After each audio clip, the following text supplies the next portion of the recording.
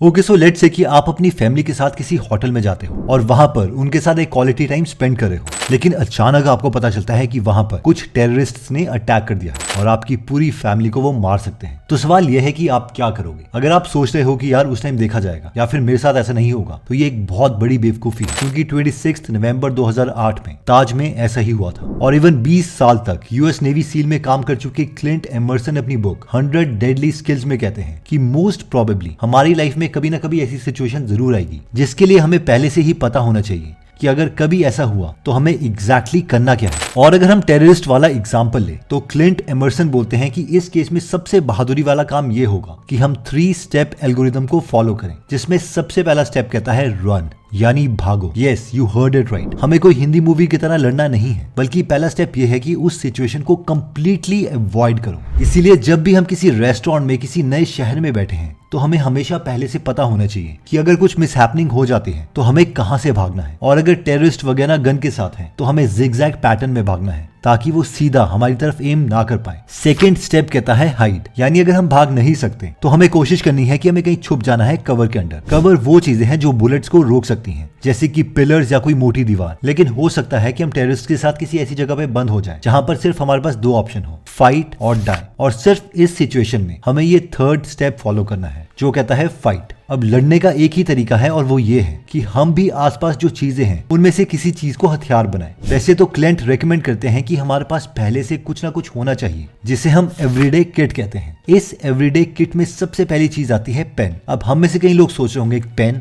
यार ये क्या कर सकता है? तो हमारे पास कोई प्लास्टिक का पेन नहीं बल्कि स्टील बैरल का पेन होना चाहिए। और अगर हमारा एनिमी हमारे पास आता है तो इस पेन को इस तरीके से पकड़ के हमें कोशिश करनी है कि उसके सेंसिटिव जगह पर हम लगातार 5 से 10 बार वार करें, जैसे कि आंखें, किडनी, रिब्स एक्सेट्रा। यानी उसे जल्दी से जल्दी हमें जितनी हो सके पेन देनी है ताकि वो शॉक में आ जाए और काफी देर तक हिल ना पाए, और फिर हमें फटाफट वहां से भाग जाना है। सेकेंड मेथड जो हम यूज कर सकते हैं वो है न्यूज़पेपर। अब लगता है कि एक कागज क्या कर सकता है, तो क्लेमेंट कहते हैं कि इस टेक्निक को यूरोप में सॉकर सिक्योरिटी टीम भी यूज करती थी। तो गोल ये है कि काफी सारे पेपर्स की शीट को लेकर उसे टाइटली पैक करो और अगर हो सके तो उसके आगे एक नेल लगा दो और ये बहुत ही स्ट्रॉन्ग वेपन बन जाएगा। अगेन हमें अपने एनिमी की सेंसिटिव जगह पर मारना है और भाग जाना है। सेकेंड स्किल जो हमारे पास होनी चाहिए वो ये है कि do not respond in every criticism. Italy की सबसे अमीर सिटीज में से एक सिटी का नाम था टेरेंटम, और साथ में टेरेंटम की सिटी के लोग खुद को स्पार्टन्स जितना शक्तिशाली मानते थे, क्योंकि पहले वो स्पार्टन्स की ही एक कॉलोनी थी। अब हुआ ये कि रोमन्स को डर था कि अगर उसके दुश्मनों ने टेरेंटम पर कब्जा कर लिया तो टेरेंटम के पास इतना पैसा है कि उनके दुश्मन रोमन्स के साथ उन पैसों को यूज करके काफी सालों तक लड़ सकते हैं। इसलिए रोमन्स ने टेरेंटम की सिटी के लिए एक समझौते के लिए अपना एडमिरल भेजा, लेकिन टेरेंटम के लोगों ने रोमन्स के एडमिरल को ही मार डाला।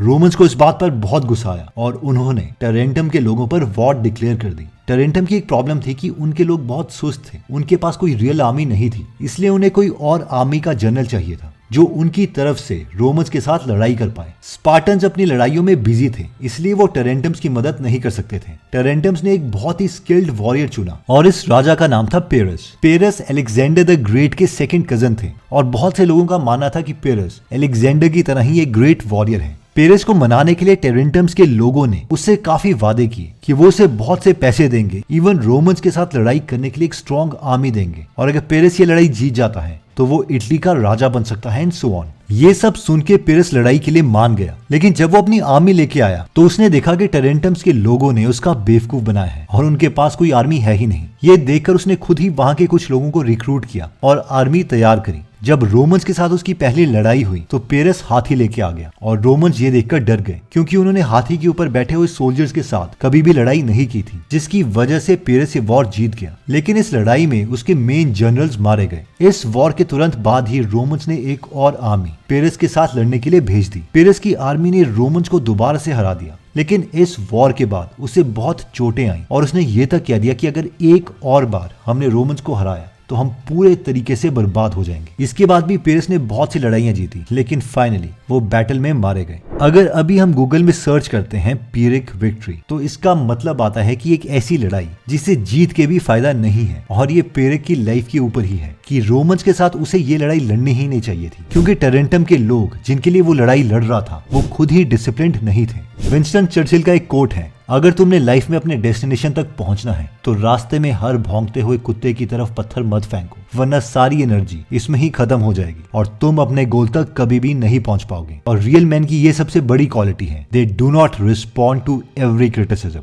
बहुत से लोग हमें क्रिटिसाइज करेंगे, लेकिन हमें हर किसी को आंसर करने की जरूरत नहीं है। रिसेंटली इलॉन मस्क ने जब ट्वीट किया कि वो ट्विटर के अकाउंट के सामने ब्लू टिक को लगाने के लिए हर महीने $8 पर मंथ चार्ज करेंगे, तो काफी लोगों ने उन्हें इसके लिए क्रिटिसाइज किया, लेकिन इलॉन मस्क को इससे कोई फर्क नहीं पड़ता। उन्होंने वापस ट्वीट किया, आपका फीडबैक बहुत अच्छा था, लेकिन अब $8 पर मंथ पे करो। I hope you got the point. Next skill कहती है talk logic with people. Recently Indian software engineer Pranay Pathole Twitter और लिंक पर काफी फेमस हो रहे थे, क्योंकि उन्होंने इलॉन मस्क के साथ ये फेमस फोटोग्राफ खिंचवाई। सबको हैरानी इस बात की थी कि इलॉन मस्क इनसे क्यों मिले, और हर बार जब प्रणय इलॉन को ट्वीट करते हैं तो वो उसका रिप्लाई क्यों करते हैं। तो जब प्रणय से ये पूछा गया तो उन्होंने कहा कि पता नहीं, शायद इलॉन को मेरे क्वेश्चंस अच्छे लगते हैं, इसलिए वो रिप्लाई करते हैं। तो एक्चुअल में हुआ ये कि पहली बार जब प्रणय ने इलॉन मस्क को ट्विटर में पूछा था कि तुम्हारी टेस्ला गाड़ी की विंडशील्ड में एक गलती है, तो इस पर इलॉन मस्क ने रिप्लाई किया, यस, इसे हम नेक्स्ट वर्जन में फिक्स कर देंगे। और इसके बाद से इलॉन प्रणय के ऑलमोस्ट हर ट्वीट को रिप्लाई करते हैं। एक्चुअली बात यह है कि इलॉन से जब भी कोई लॉजिकल क्वेश्चन पूछता है तो इलॉन मैक्सिमम टाइम उसे रिप्लाई कर देते हैं। फॉर एग्जांपल, एक बार एक ड्राइवर ने कंप्लेन की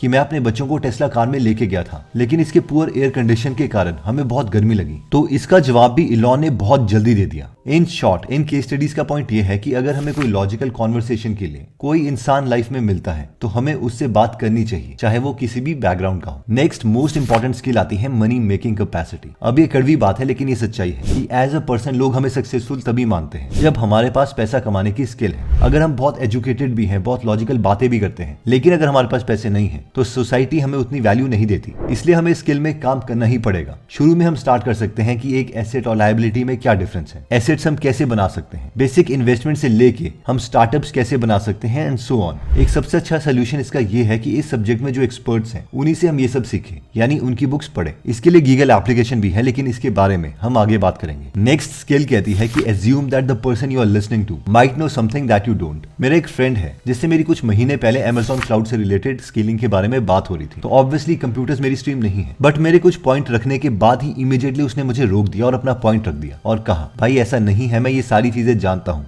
मैं इवन इसे पढ़ाता भी हूँ। बाद में जब मैंने अपनी टेक्निकल टीम से बात करी तो उन्होंने कहा कि इस केस में आप ठीक थे। तो मुझे एक इंसिडेंट याद आया एवरीडे एस्ट्रोनॉट यूट्यूब चैनल का, जिसमें यूट्यूबर टिम टॉड एक बार इलॉन मस्क का इंटरव्यू ले रहे थे और उन्होंने इलॉन मस्क को उनके स्पेसएक्स के रॉकेट्स के बारे में एक कमी बताई। तो इलॉन मस्क ये भी सोच सकते थे कि इस यूट्यूबर को इस सब्जेक्ट के बारे में कुछ नहीं पता, मैं इसकी बात क्यों सुनूं, लेकिन ऐसा हुआ नहीं। उन्होंने टिम की बात सुनी और एक्चुअल में अपने रॉकेट्स में इंप्रूवमेंट्स की। In short the point is कि जो दूसरा आदमी है उसे कुछ ऐसी बात पता हो सकती है जो हमारे ब्रेन ने कभी भी नहीं सोची। इसलिए पहले हमें सबकी बात सुन लेनी चाहिए, बेशक उसके बाद दिमाग में किसी लॉजिकल आर्ग्यूमेंट से उसे बकवास समझ के इंप्लीमेंट ना करो। नेक्स्ट स्किल आती है कम्युनिकेशन स्किल्स। अगर हम कॉन्फिडेंटली अपने आइडियाज किसी के सामने नहीं रख सकते तो लाइफ में सक्सेसफुल होने के चांसेस बहुत कम हो जाते हैं। कम्युनिकेशन स्किल्स की जब हम बात करें तो मैक्सिमम लोग सोचते हैं कि इसमें हमें बोलने आना चाहिए, लेकिन अगर हम एक एवरेज स्पीकर भी हैं तो हम एक अच्छी कम्युनिकेशन के लिए 2 और काम कर सकते हैं। इसमें पहला काम यह है कि हम अपने बॉडी पोस्चर को अच्छा रखें। 12 रूल्स ऑफ लाइफ बुक के ऑथर जॉर्डन पीटरसन कहते हैं कि एक स्ट्रांग बॉडी का मतलब होता है सर्वाइव करने के ज्यादा चांसेस होना। आइए लॉबस्टर यानी केकड़े की बात करते हैं। समुद्र के नीचे गहराई में सर्वाइव करने के लिए उसे बहुत संघर्ष करना पड़ता है। एक अच्छे पोस्चर वाला केकड़ा अपने एरिया का विनर होता है, वो आसानी से अपने शिकार को फंसा सकता है। दूसरी ओर एक झुका हुआ केकड़ा हमेशा एक लूजर ही होता है, वो कहीं भी ज्यादा लंबे समय तक सर्वाइव नहीं कर सकता। ऐसे में उसे एक नए और दूसरे एरिया की तलाश रहती है। अगर वो खुद को नहीं बदलेगा तो वो हमेशा एक बेघर केकड़ा ही बना रहेगा और शायद उसे कोई भी साथी ना मिले। इंसान भी इस केस में बिल्कुल केकड़े की तरह है। खुद को लूजर मत बनने दो। अच्छे मौके के दरवाजे हमारे लिए सिर्फ तब खुलेंगे जब हमारे थॉट्स पॉजिटिव होंगे। तो अपने कंधों और सर को झुकाए बिना स्ट्रेट खड़े होना शुरू हो जाओ। अपनी बॉडी में सेरोटोनिन हार्मोन का लेवल बढ़ाने की कोशिश करो। कम्युनिकेशन में सेकंड स्टेप आता है लिसन। एक लड़का बहुत ही शर्मीला था। वो हमेशा अपने आप को कोसता था कि वो एक नीडर कम्युनिकेटर क्यों नहीं बन पाता,